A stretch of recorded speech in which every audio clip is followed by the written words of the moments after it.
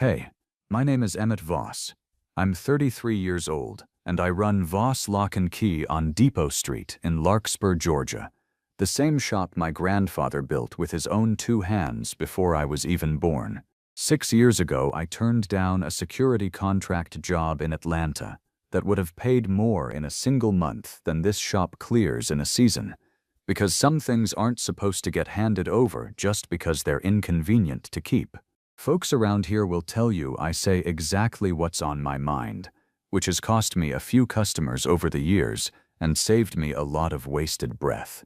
The shop still keeps the corkboard my grandfather nailed up behind the register, half covered now in keys pulled from buildings around Larkspur that don't even stand anymore, a habit he started and I never had the heart to break. That July, the whole county was living under its third heat advisory in a row, and I wasn't the person Delia Sutton knew best, just the only locksmith who picked up when she called at 2 in the afternoon. She didn't call the shop line.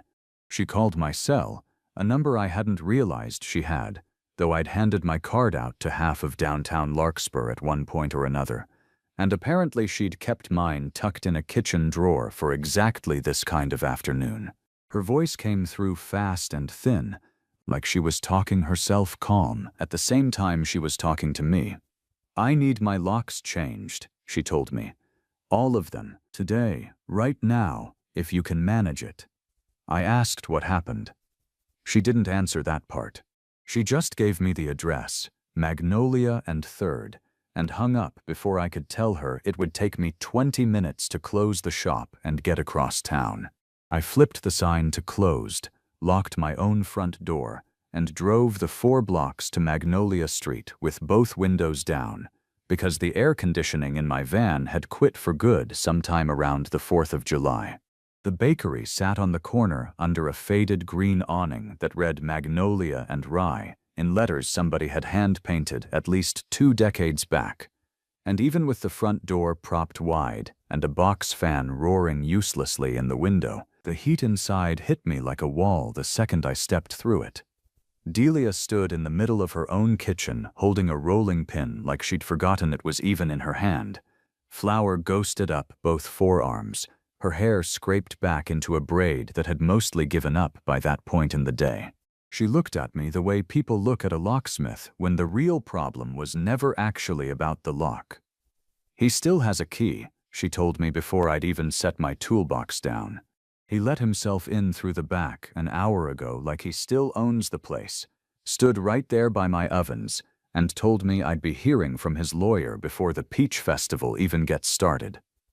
I asked who he was. "Tobias," she answered, like the name cost her something to spend. "My ex-fiancé. The man who apparently decided lending me money made him my business partner. Ex-everything, apparently, except ex-key holder. I got to work on the back door first, since that was the one he'd used, and since it gave her somewhere to point her hands that wasn't at her own face. She told me the rest of it in pieces while I worked. Not because I asked, but because the silence in that kitchen needed filling with something other than heat. Her grandmother, Vivian, had built this place from a single oven and a card table 35 years back, and when she passed 2 years ago, she left it to Delia outright, no strings attached, because there wasn't anyone else left to leave it to. Tobias came along right around the time the roof started leaking through the back corner, offered to cover part of the renovation, the new ovens, the walk-in cooler, and Delia let him because she loved him then and because signing papers with a man you're planning to marry doesn't feel like a business decision at the time. It just feels like family. 4 months after she called off the engagement, a letter arrived from a law office in Savannah claiming Tobias held a 40% ownership stake in both Magnolia and Rye and the building that housed it, and that he intended to force a sale if she couldn't buy him out for an amount she didn't have sitting anywhere close to her name. There was already a hearing on the county calendar, 3 weeks out, and if the judge sided with him, Delia wouldn't just lose the ovens her grandmother had taught her to bake in. She'd lose the apartment upstairs, too, where she'd slept every night since she was 19, because the building and the business were the same four walls, and you couldn't split one from the other without losing both at once. By the time I tested the new deadbolt on that back door, throwing the bolt and pulling on it until my shoulder ached just to prove it would hold, the kitchen had gone quiet except for the fan pushing hot air in slow, useless circles.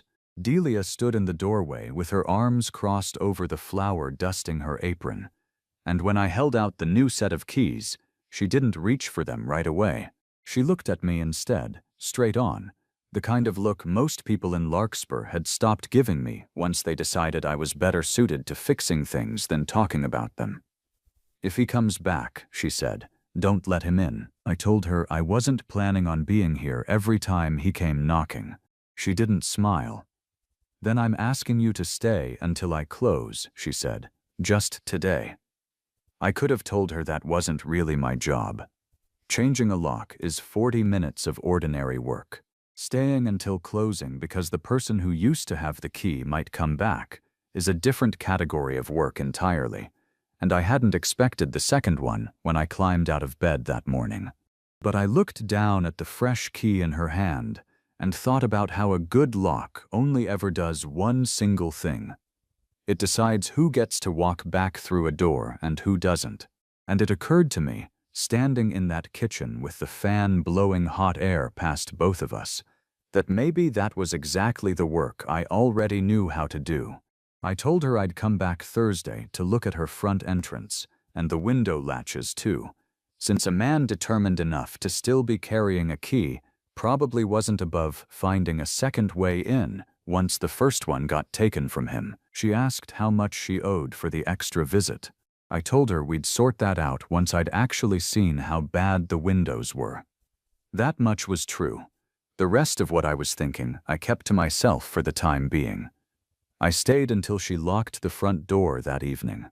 Word travels fast in a town where everybody buys their bread off the same 4 blocks, and by the second week half my regular customers were finding excuses to bring up the Sutton place while I rang up their key blanks.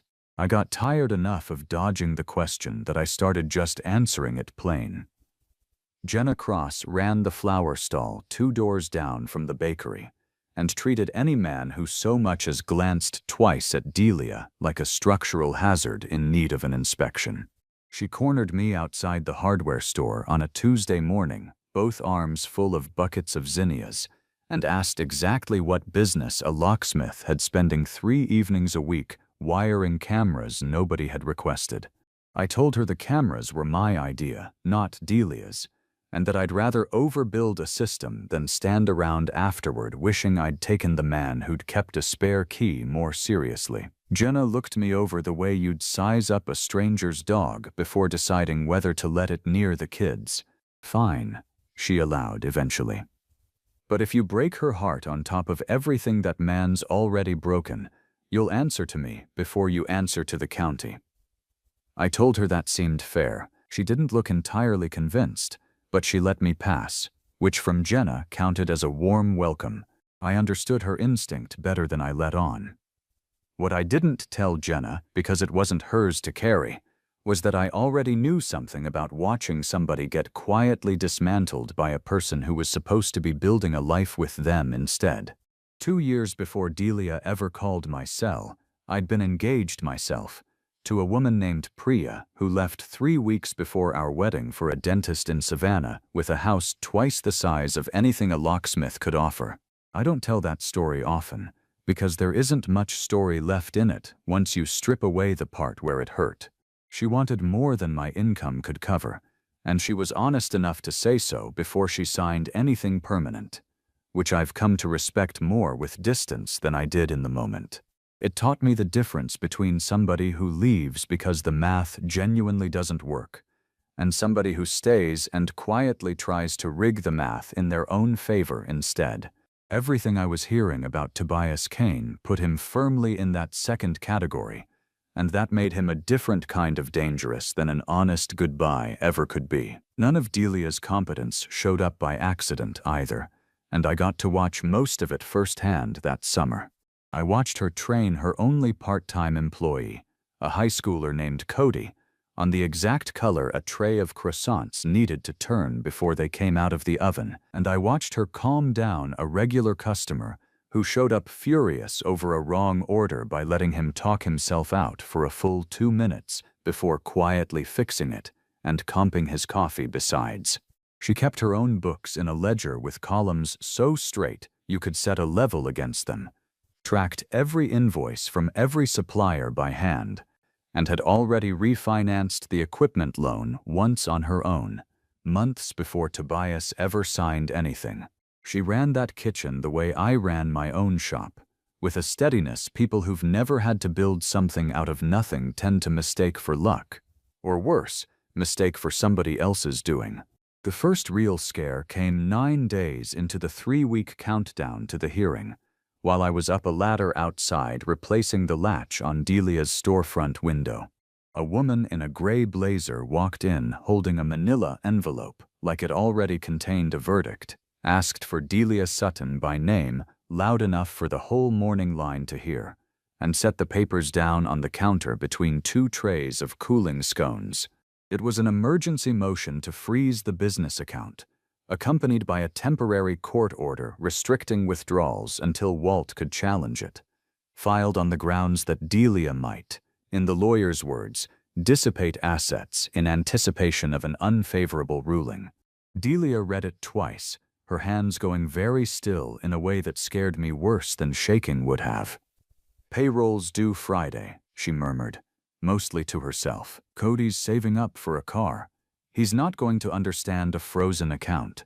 I climbed down off that ladder 2 rungs at a time and told her to call Walt Reeves before she called anybody else, including me. And while she stood in the back office on the phone, I stayed by the register and read the motion myself, twice, because something about the wording felt less like a man protecting an investment and more like a man trying to starve a woman into surrender before she got the chance to finish fighting him. Walt Reeves had practiced law in Larkspur since before either Delia or I could vote, a heavy-set man with reading glasses perpetually pushed up into thinning hair, and he'd taken Delia's case for a fraction of his usual rate because he'd known Vivian Sutton for 30 years and figured he owed her more favors than he could count on both hands. He met us at the bakery that same afternoon, spread the renovation paperwork Tobias's attorney had produced across the counter where the motion had landed that morning, and told us plainly that Tobias's entire claim rested on one signed document, a document that described his $40,000 as an investment rather than a loan. Delia swore up and down she never signed anything using that word. Walt believed her without hesitation. Believing her and proving it in front of a judge, he told us, were 2 very different chores, and only one of them would matter once the hearing actually arrived. I asked whether Delia had kept a copy of whatever she'd actually put her name to. She admitted Tobias had handled all the paperwork himself, told her he'd organize and store everything so she wouldn't need to keep track of it, since managing details like that was exactly the sort of thing he loved doing for her. Something went cold in my chest hearing that, because control sounds a lot like care when the person offering it knows exactly which words to use. A man who insists on holding every piece of paperwork himself isn't usually protecting you from the hassle of it. He's protecting himself from ever being questioned about it. I didn't say that part out loud. I only asked whether Vivian had kept any records of her own, tucked away somewhere Tobias never would have thought to look. Delia said her grandmother kept everything she considered important in an old floor safe bolted into the pantry foundation sometime back in the 70s, and that nobody had opened it since the funeral because the combination had died with Vivian. The building and everything in it had passed directly to Delia, and grief had made drilling into one of the last things her grandmother had touched feel impossible. I asked to see it anyway. It sat exactly where she'd told me, half buried under 50-pound sacks of flour, a squat iron box with a dial gone stiff from 2 years of disuse on top of God knew how many years before that. I ran my thumb across the tumbler and told her that a mechanical safe like that usually gives up its secrets eventually, to somebody patient enough to sit and listen for them. It wasn't the first stubborn old lock I'd taken an interest in, not by a long shot, and none of them had ever managed to outlast my patience yet. Delia asked if I could open it without destroying whatever might be inside. I told her that was, without question, the one kind of lock I actually knew how to love. I didn't crack it that same afternoon. Old safes deserved patience, not brute force, and I had a shop of my own to run along with a growing list of doors in this town that needed my actual attention. I told Delia I'd come back to it properly once we'd handled whatever fire was currently burning. And for the better part of a week, that's exactly what we did, handled fires, one after another. Small enough on their own, but relentless in a way that wore on both of us. The account freeze got partially lifted after Walt argued that covering payroll for a single employee hardly counted as dissipating assets. I finished the security work on the storefront windows and slept easier myself most nights, which surprised me some, since none of that building was technically mine to worry over. The next fire came dressed up as an official visit. A man in a short-sleeved dress shirt walked into the bakery one morning during the height of the breakfast rush, flashed a folder at Delia across a counter still crowded with customers, and announced in a voice pitched for the whole room that he was there to serve a court-approved expedited request for production requiring the bakery's financial records within 2 business days. The deadline shortened because the hearing was approaching. Half the line went quiet watching it happen, the way people do when they sense a scene starting and don't want to miss the ending. Delia's face went pale, but her hands kept working the register like they'd been trained to move independent of whatever her heart was doing. I was working on the walk-in cooler's door hinge at the time, close enough to hear every word, and I set my screwdriver down and walked out front before I'd fully decided to. "You can leave the papers with her lawyer's office," I told the man, keeping my voice level. "Since making a scene in front of paying customers isn't part of proper service, it's a tactic, and Larkspur's small enough that everybody in this line is going to remember which side of that tactic you chose to stand on." The man hesitated, looked around at the row of faces watching him, and left the envelope on the counter without another word, which was, I figured, as close to a retreat as his job allowed him to make. Jenna, who'd wandered in for coffee at exactly the wrong moment, muttered something about Tobias running out of decent tactics and moving straight to embarrassing ones. And for the first time in 2 weeks, Delia actually laughed, short and surprised, like she hadn't expected to still have that particular sound in her. That turned into something like a rhythm over the following days. I'd finish my last appointment of the afternoon, drive over to check a lock that didn't strictly need checking, and end up staying long past closing, eating whatever hadn't sold, standing up at the same counter where Tobias's lawyer had left his papers. Delia asked me once, halfway through a slice of pecan pie neither of us had paid for, whether I made a habit of adopting every stray customer who called me in a panic. I told her most people who called me in a panic just wanted their key changed and never called again, and that she was, as far as my records showed, the only one who'd ever asked me to stay. She didn't answer that directly. She just handed me the last piece of pie without being asked, which in that kitchen had already started to mean the same thing as a great many words neither one of us was quite ready to use yet. The Larkspur Peach Festival landed that weekend, 4 days before the hearing, and every business along Magnolia Street set up a table on the closed-off block, whether they sold peaches or not. Delia ran a booth selling hand pies and cobbler by the cup, and I spent most of that morning pretending I was there for the funnel cake, while actually just watching her work a line that stretched half a block, despite the heat climbing well past 95 by noon. It was close to that hour, the sun flattening every shadow on the street to nothing, when Tobias Kane showed up on the arm of a woman I didn't recognize, tall, polished, with the kind of beauty that worked better in photographs than it did in person.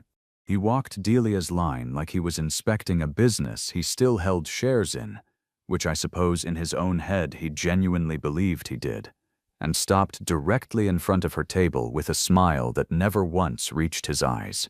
"Smells like you're still holding things together," he called out, loud enough for the row of people behind him to catch every word clean. "Barely," he added, and the woman on his arm laughed like he'd said something clever instead of something cruel.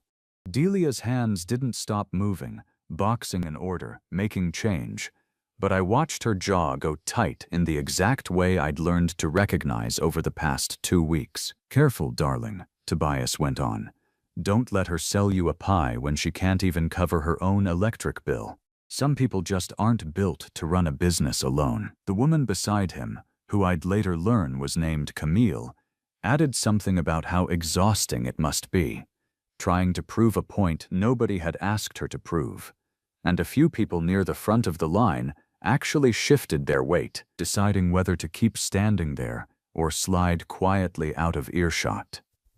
Delia set down the pie box in her hands, slow and deliberate, and looked at Tobias like she was doing the math on exactly how much time she'd wasted flinching at that particular tone of his.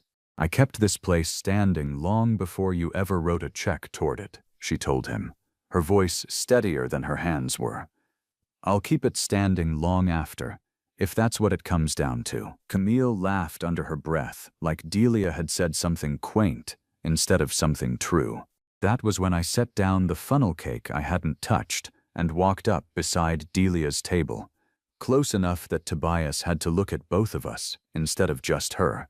"She's not running anything alone," I told him, keeping my voice level, because raising it first is the surest way to lose an argument in front of a crowd. "She's got a lawyer who's known this town longer than you've been alive. She's got half this block standing in her line right now, and she's got a business her grandmother built up from a single card table, which is more than I can say for whatever it is you're building these days." Tobias's smile finally slipped a fraction. "And who exactly are you?" he asked, her hired help. I told him I was the man who'd changed her locks, and that if he wanted to keep having conversations with her, he was welcome to have them through Walt Reeves's office from now on, because standing in a crowd trying to shame a woman for surviving him wasn't a conversation. It was a performance, and he was welcome to go find himself a different audience. Somebody near the front of the line actually clapped once before catching themselves. Camille tugged at his sleeve. Tobias looked at Delia one final time, something ugly working behind his eyes, then turned and walked off without another word, which told me plenty about how much of his confidence had depended, all along, on nobody ever pushing back. Delia didn't say anything for a long stretch after they'd gone, just kept boxing up orders with hands that had finally started shaking now that the crowd's attention had drifted elsewhere. We closed the booth an hour early, both of us soaked through with sweat and something heavier than sweat, and we were halfway back toward the bakery, arms full of the folding table and the empty cobbler trays, when the sky that had been building all afternoon finally broke open above us. It wasn't a gentle rain, it came down sideways, a Georgia summer storm that turns a street into a shallow river inside of 5 minutes, and we ran the last block laughing despite ourselves, because there wasn't a single thing left to do but laugh or drown trying. Inside, the power flickered once and held, and Delia stood in the middle of her own kitchen wringing rainwater out of the tail of her braid, while I checked the back windows for leaks more out of habit than necessity. "Thank you," she offered, quiet enough that I nearly missed it under the rain hammering the roof. "For today, for all of it, really, not just today."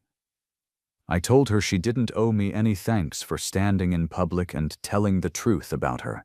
"That's not what I meant," she murmured, and when I turned around she was closer than I'd realized, close enough that I could see she was still shaking, though I didn't think the storm was doing that to her anymore. "I keep waiting for you to get tired of all this," she admitted.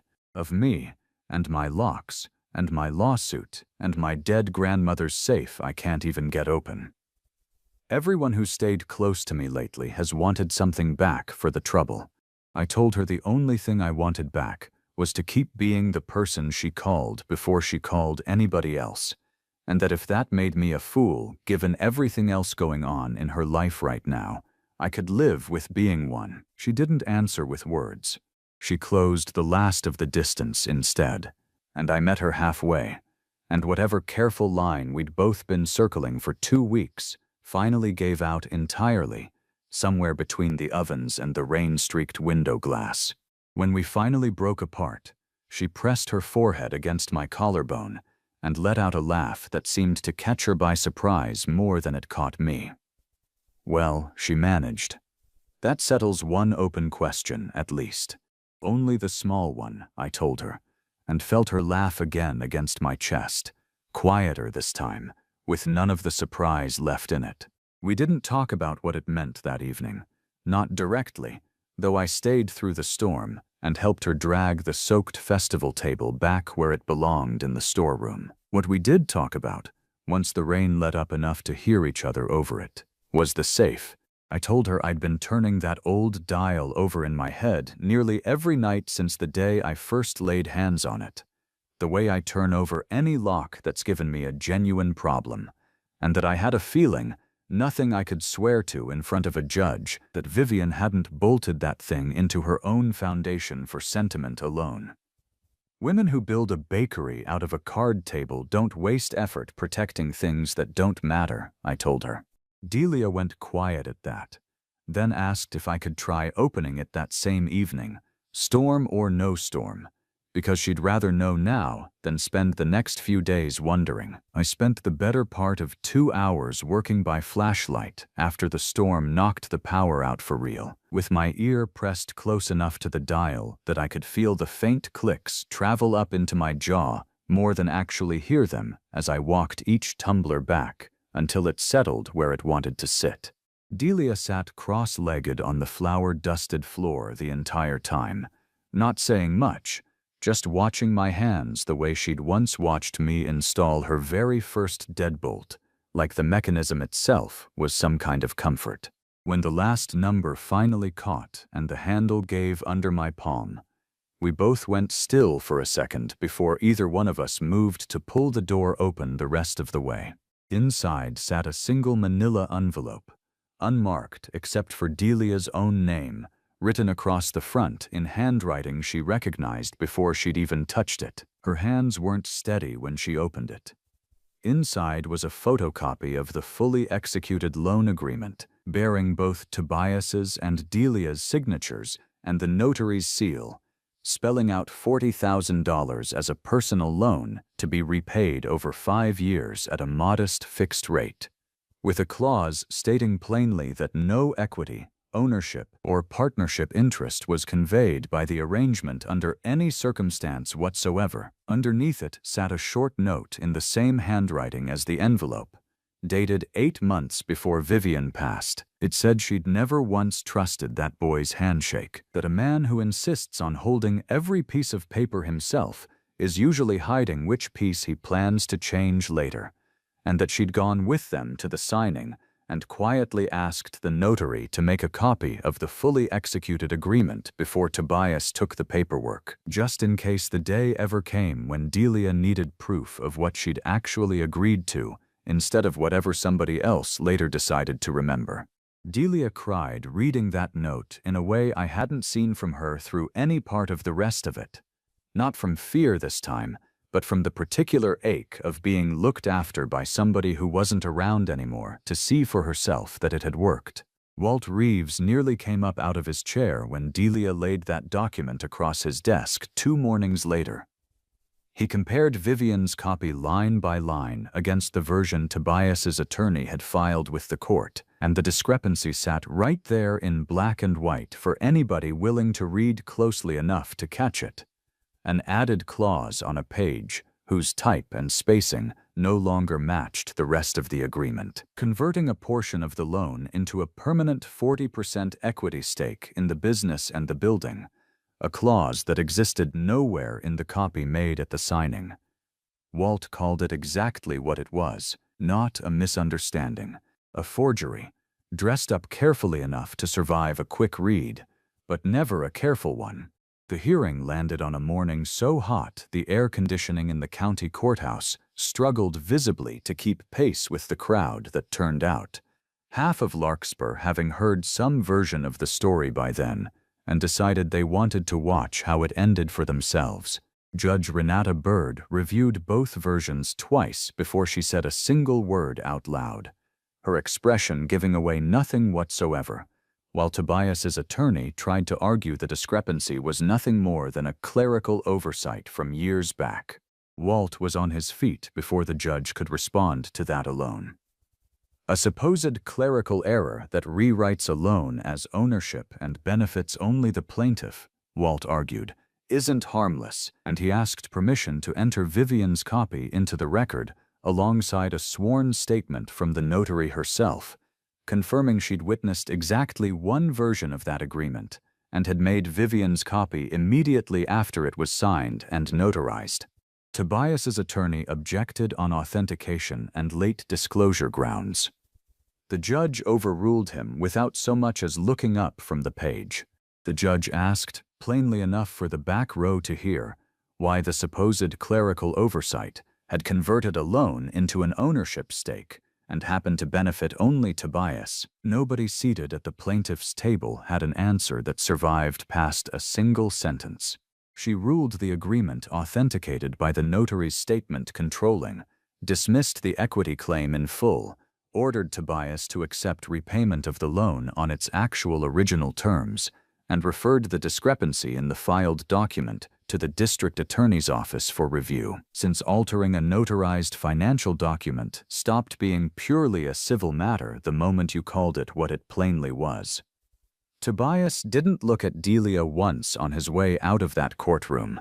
Camille wasn't seated beside him anymore either, hadn't been for the entire hearing, and I never did find out whether that particular ending arrived before the ruling or squarely because of it. And honestly, neither one of us cared enough afterward to go asking around. Delia stood on the courthouse steps in sunlight that made everything look a little more possible than it did the day before, holding Walt's hand in both of hers and thanking him until he finally told her to go home and get some real rest instead. I didn't say much on the drive back to Magnolia Street. There wasn't much left that still needed saying out loud. Fall came slower than usual that year. Magnolia and Rye stayed open through every single one of those slow days, busier than it had ever been once the account thawed out for good and word of the hearing made its way around town. Jenna finally admitted, somewhere around the second month, that she'd stopped waiting for me to disappear and had started leaving me the good scissors instead of the dull ones whenever I needed to borrow something off her stall. By then, Delia and I had stopped pretending I was only coming by to check the locks. She had a key to my shop. I had one to the upstairs apartment, and Sunday breakfast had become ours without either of us needing to name the exact morning it started. By spring, Tobias had pleaded guilty to a forgery charge arising from the falsified filing, received probation, and agreed to an order barring him from contacting Delia or entering the bakery. Delia kept making the remaining loan payments on their original schedule, every one of them documented by Walt this time. There's a version of this story where the lesson is that a good lock exists to keep the wrong people out, and I suppose that's true as far as it goes.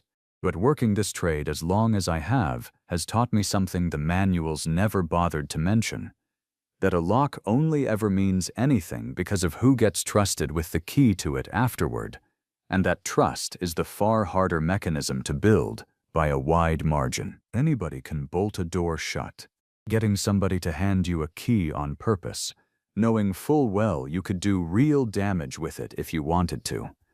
That's a different kind of craftsmanship altogether, and it isn't one I ever learned from my grandfather, no matter how many of his old tools I still carry on my belt. A little over a year after that first phone call, the Larkspur Peach Festival came back around, hotter than the year before if the old-timers were to be believed, and Delia ran the same corner booth with a line even longer than the last one had been. I spent that whole morning actually eating the funnel cake instead of just holding it. And somewhere past noon, between customers, she reached into the pocket of her apron and pressed something small and cool into my palm without any warning at all. It was a brass key, freshly cut, threaded onto a plain steel ring. I turned it over once out of pure habit, checking the cut the way I check every key that ever passes through my hands, before I looked up and asked her what it opened. "Nothing," she told me. "That's sort of the whole point. I've spent a year handing you keys because something needed fixing," she said. "I wanted to give you one that didn't ask you to fix anything, even if it doesn't unlock a single door in this entire town." I closed my hand around it and told her that was, without any question, the strangest and the best key anybody had ever handed me. She smiled, wiped a smear of peach filling off her wrist onto her apron, and nodded toward the line still snaking around the corner behind us. "Get back in there before the funnel cake runs out," she said. "Some things are worth standing in this heat for twice,